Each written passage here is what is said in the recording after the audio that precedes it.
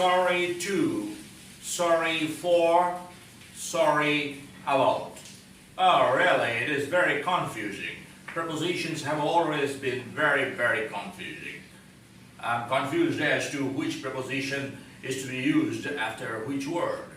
Are you also equally confused, my dear friends? If you are confused as to which preposition you will use after which word, then this video is for you. Yeah, really. Believe me. Okay. Why I am saying so, you will soon understand. Because you will see sometimes we all get confused as to whether we should use to or for or about or whatever be that. It is very difficult for us to understand. Even to is used as an infinitive as well.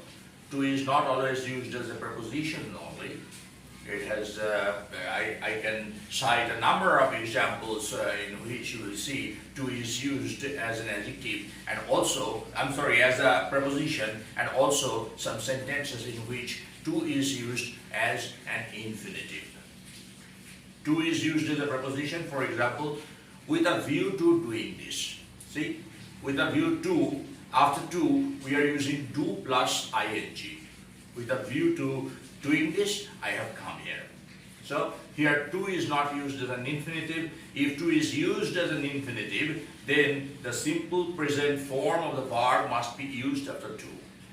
But when it is not used, the simple present form of the verb, the first form of the verb is not used after to, be sure it is not an infinitive. It is a preposition. So similarly, let us now pay attention to what is written on the whiteboard. This lesson has been designed by me for your comprehension only. If you fail to understand any part of it, you must let me know. And for that reason, for our communication, two-way communication, there is the comment box. Now look at the board.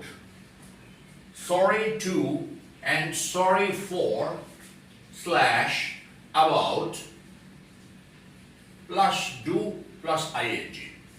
Okay, first let me tell you, some of the viewers complain that it is very difficult for them to make out what is written on the whiteboard because the font is very small.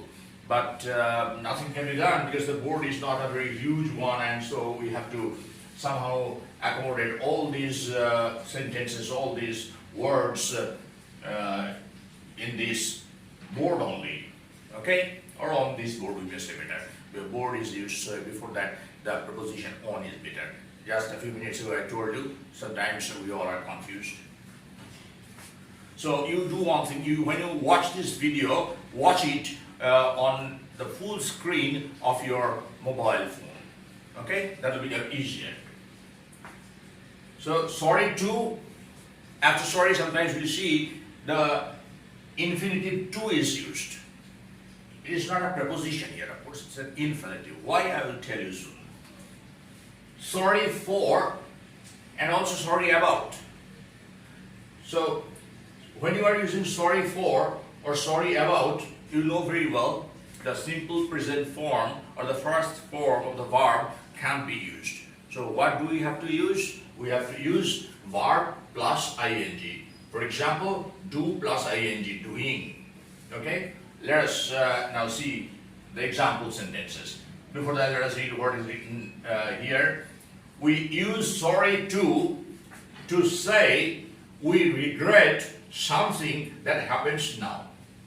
When you regret something that happens now, you say sorry to plus the simple present form of the verb. Sorry to do, sorry to hear, sorry to learn, whatever you like. For example, I was sorry to hear that she was ill. She was ill. It was happening at that time only. When I came to know of it. So I was sorry to hear that she was ill. What's the meaning of this? I was sorry when I heard that she was ill. Read again. I was sorry when I heard that she was ill. Try to follow the construction of this sentence. See, I was sorry. It is of course the principal clause because it is self-sufficient. It doesn't depend on any other clause. Next, when I heard. When I heard, if you say when I heard, it is a clause, but it is a dependent clause. It's a subordinate clause. Why? Because this clause itself doesn't make the full sense until and unless it is added to another clause, a principal clause. So it is when I heard. When I heard is an adverb clause, adverbial clause. Okay, when I heard, adverb of time. That she was ill. That she was ill is another clause, another dependent clause. Why? Because that she was ill makes some sense, but not complete sense. So, when we read the clause with this principal clause, with the when we read the subordinate clause with the principal clause, then the sense is clear. So, I was sorry when I heard, and the next one is a noun clause because it's a verb. I heard. What did I hear? When you ask a question, what did I hear? The answer comes from the following clause. Therefore, the following clause is a nominal clause, noun clause. That she was ill. So this is all about sorry to hear. Okay. Sorry, instead of sorry to hear, you can write anything you like. You can speak any part you like. But this construction you should follow. Just follow this construction and make any sentence you like. Next, I have enjoyed my stay here. I have gone to your house and I have stayed there for a couple of days and I have enjoyed my stay in your house. But now it is time for me to leave. I will be sorry to leave. When I feel sorry, at the time I am to leave. I'm going to leave. So here sorry plus to infinitive plus the simple present form of the verb leave. Next, we also say sorry to apologize at the time we do something. Say you are doing something for which some other people may feel disturbed, and at the time you use this particular sentence, sorry to do something. Okay?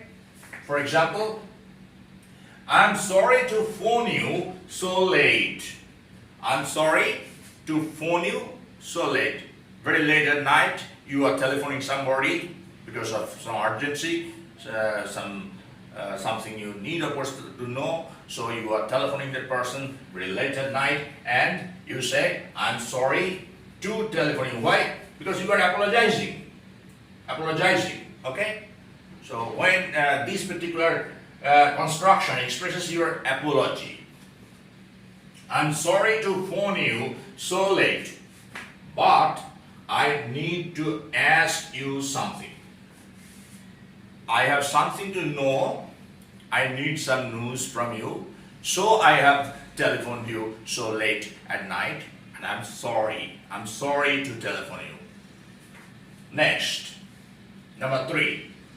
We can use sorry for or sorry about. So this for and about interchangeable. Meaning is not disturbed. Sorry for. We can use sorry for or sorry about. Then verb plus ing. Doing something.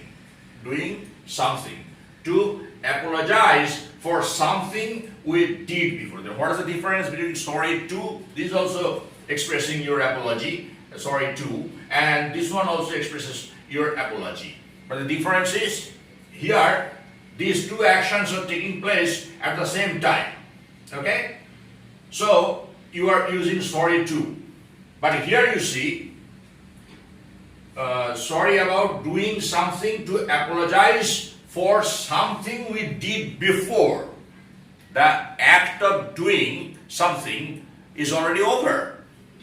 You did something in the past and now you are expressing your sorrow, you are apologizing. So at the time, use sorry for or sorry about. For example, I am sorry for or about interchangeable. I have already told you. Instead of for, you may use about. Don't be confused here. Sorry for or about shouting at you yesterday. Do not say, I'm sorry to shout. It will not mean exactly what you want to mean. Sorry to is not used in this similar context. So what is used? Sorry for or sorry about, because the act is already committed by you. Act is already performed by you. Alright? So I'm sorry for shouting at you. You shouted at me yesterday. And today you have met me once again. Now you realize that what you did yesterday, you shouted at me, that was not dissent. You should have not shouted at me. So you are now apologizing. What are you saying? I'm sorry for or about shouting at you yesterday. Yesterday, the act is already over. So now you are apologizing. Now see, here I would like to bring to your notice that instead of sorry for shouting or sorry about shouting at you yesterday, you may write it in a different way. You may use to instead of for or about, but the construction try to follow. Will not say, here you see it and not, not, sorry to shout. So sorry to shout we cannot say. But I am telling you that sorry to we can use. But the construction, try to follow the construction. I am sorry, instead of for I am writing to. To, after that we have to use have. H-A-V-E. I am sorry to have. Now you see shouting is here. We have used have, to have. So after that, after have, shouting we cannot say. That will be wrong. So after have always the third form of the verb is used. You know that. So to have shouted at you yesterday. I'm sorry to have shouted at you yesterday. I'm sorry to have abused you. I'm sorry to have disturbed you last night. Act is already over. Last night I disturbed you by telephoning or by sending some message to you. So today I'm sorry. So I'm saying that I'm sorry to have disturbed you yesterday night. I'm sorry to have telephoned you yesterday night. He is sorry to have, no one have is everywhere, see. No one have is being changed. This construction you have to remember. Whether the subject is a first person singular number or third person singular number or plural number, that doesn't matter. Always to have plus the third form of the verb we have to use. Sorry. This is all about sorry for, sorry to, sorry about, sorry to have. Now let us learn some uncountable nouns. The funny thing is that these uncountable nouns can be used also as uncountable nouns, but with a difference in the meaning. That is why I'm willing to just bring it to your notice. Coffee, tea, juice, beer, etc. So all these names, all these words indicate some drinks, okay, are normally uncountable. When we use these words, we generally do not use any article. Do not use any article, or we do not ruralize them because they are uncountable. Do like coffee, okay? Or I'm saying that from my childhood, I have been taking tea. I have been taking tea. No preposition is used. I'm sorry, no article is used. Why? Because tea, coffee, beer, all these are juice, all these are uncountable nouns. Okay, remember this. So never use any article before these nouns. For example, she does not like coffee very much. She does not like coffee very much. Just the word coffee is used here. No article, nothing.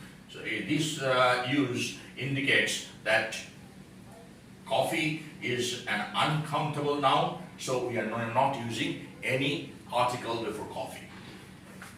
But, this but is very important, okay? Because you may see somewhere that these words, these names, these nouns have been used as countable nouns. So you may be surprised, you may think that our teacher has told us that these words can't be used as countable nouns. But here somebody has used, and that if that happens to be an Englishman, you will of course start doubting my knowledge. To speak frankly, I'm not claiming that I know everything. That's why when I tell you something, I just try to make sure whether I know it properly or not. Not everything I know.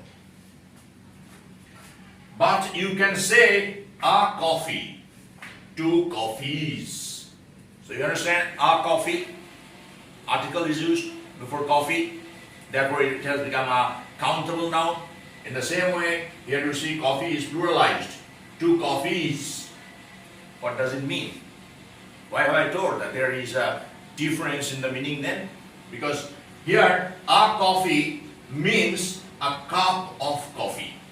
Please give me a cup of coffee. You have gone to a shop, coffee shop, and you are placing an order. So when the waiter comes to you, you say, please give me a coffee. Give me a coffee. What that means? Give me a cup of coffee. Or you may also say, 2 friends have gone to the coffee shop, and now they are ordering. They're saying, please give us 2 coffees. Give us 2 coffees, plural, and that therefore countable. The example sentence: please, you go and order 2 coffees and an orange juice. See here, 2 coffees, plural. That means 2 cups of coffee. An orange juice. An orange juice, before juice, you should not use any article, but here it is used. Why?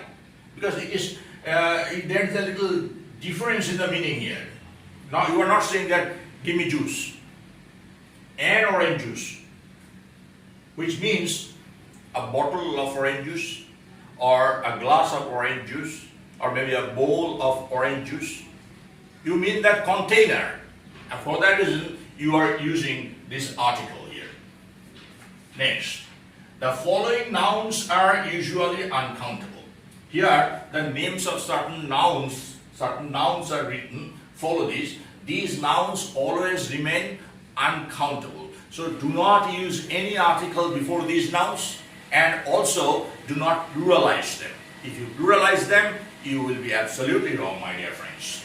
See, the following nouns are usually uncountable. What those nouns are? Accommodation. All these words are very common to all of us. Accommodation. Never use any article before accommodation. Do not say an accommodation. I'm looking for an accommodation. Wrong English. I'm looking for accommodation. May I have accommodation in your place? Okay, you come to our city. I will look for accommodation for you. Not an accommodation. Remember. Advice. In our daily conversation, in our day-to-day conversation, we use this word, advice. This is noun, A-D-V-I-C-E, advice is a noun, you know. And if you want to use the verb form of advice, then you have to simply change the C and write here S. A-D-V-I-S-E, advice is the verb form, A-D-V-I-C-E, advice is the noun form. So before this advice, do not use any article. Sometimes I have heard students telling me, sir, please give me an advice. Give me an advice. Then I tell them that you cannot use any article before advice, because advice, the word advice, the noun advice, is uncountable. If you want to quantify it, say, sir, please give me a piece of advice. Give me a piece of advice, but not an advice or many advices. Do not say that. Sometimes it is used officially though. There the meaning is a little different, and the meaning is instruction. Say, we have not yet received the advices from our head office. Sometimes you will find this in use in different offices. But it is not necessary for us because in our daily life we do not use this as instruction, but we use this advice as some wise suggestion. Baggage or luggage. Every day you hear these words. Baggage, luggage, meaning the same. And often you will hear people saying that I was traveling with a huge luggage. Huge luggage. That is incorrect. Why? Because luggage is always uncountable. Baggage is always uncountable. So, I was carrying heavy luggage. Where is your luggage? Say, do you carry any luggage? Or do you carry luggage? Do not say, do you carry luggage? Never use it in that manner. That's the behavior. Behavior is also an uncountable noun. I tell everybody to take care of their behavior. I advise you to pay attention to behavior first. Behavior. Do not say behaviors. They are behaviors. Wrong English. Say they are behavior. I have seen the use behaviors, and even by English people. So I cannot say that it is never used as a plural because the English people must not use wrong words. So I don't have the courage to tell outright that this word behavior cannot be used plurally. I have seen the use. But I shall advise my friends to avoid using behavior as a countable noun. Why? Because that is what I have come to know from grammar books. Bread. A bread, two breads, three breads, do not use. You will be absolutely wrong. I eat bread. And if you want to quantify, what do you have to say? You are asking your guest, how many breads shall I give you? No. How many pieces of bread? Or how many slices of bread? Okay? Go and buy bread. Or some bread you can say. Please give me some bread. But do not say a bread or two breads. Chaos. Never use any article before that. There is chaos. There is a chaos is wrong English. There is chaos. Damage. Do not say damages. Damage. Okay? Luck. I wish you a good luck is wrong English. I wish you good luck. Good luck. Why? Because luck is uncountable. Traffic. There is a huge traffic on the expressway. Wrong. Absolutely wrong. A huge traffic. I am always wrong if I use a huge traffic. You have to say there is huge traffic. There is huge traffic. Is there traffic? Yes, there is. Not a traffic or many traffics. Do not say that. And also I would like to tell you that even when you use the word jam after traffic, you may use it as a countable noun. Traffic jam. Then you are not pluralizing traffic. You are pluralizing jam. There is a traffic jam there. Don't go that way. There is a traffic jam there. Okay? Next word is there, weather. What a fine weather. Wrong English. Okay? Weather is not preceded by any article. We were traveling in foul weather. There is hot weather, so it is better for me not to go there. There is hot weather, not a hot weather. Work. Do not pluralize work. The meaning will be different. Work means action, doing something. Work. When you use the word work as a noun, meaning some deed or doing something, then use this always uncountably. Work. I have many works is wrong English. Not wrong exactly, but the meaning is different. If you pluralize work, then it means compositions. Say Shakespeare's complete works. Shakespeare's complete works. Here work is pluralized, but here work means the literary pieces that he has written. There you may pluralize work. Otherwise, word is never used as a countable noun. Permission. I have got a permission from the headmaster. Go and ask for a permission from the higher authorities. Wrong English. Go and ask for permission of the higher authorities. Okay? It has become a very long video, my dear friend. Please forgive me and have patience. Watch out. If you have any confusion regarding any part of this lesson, bring it to my notice instantly. This is my expectation from you. Thank you very much. See you again in the next session. If you like this video, give me a like. If you don't like, give me a dislike. If you don't like this video, don't subscribe to this channel. If you like our contents, subscribe to our channel. Subscribe to our channel in order to know many more such lessons. Okay? Thank you very much. Bye-bye.